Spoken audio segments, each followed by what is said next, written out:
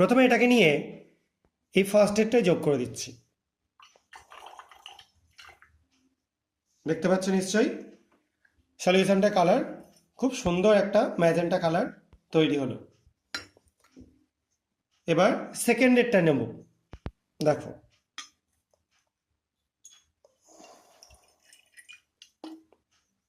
দেখো milky white একটা colour তৈরি হলো, দেখতেই পাচ্ছ সবাই। এবার থার্ড এডটায় দেবো।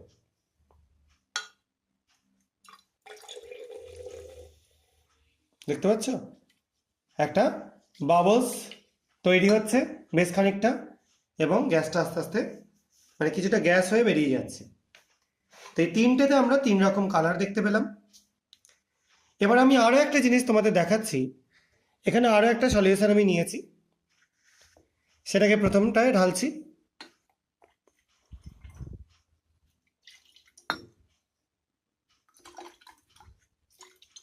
দেখো কোনো পরিবর্তন ঘটলো না।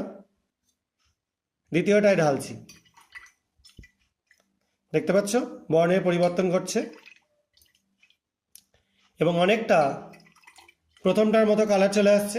একটুখানি আলাদা আছে, তারতম্য আছে, তোমরা দেখেই বুঝতে পারছো। আর তৃতীয়টায় নিয়ে ঢালছি। দেখো এটাতেও কিন্তু বাবলস কেটে বেরিয়ে গেল জাস্ট।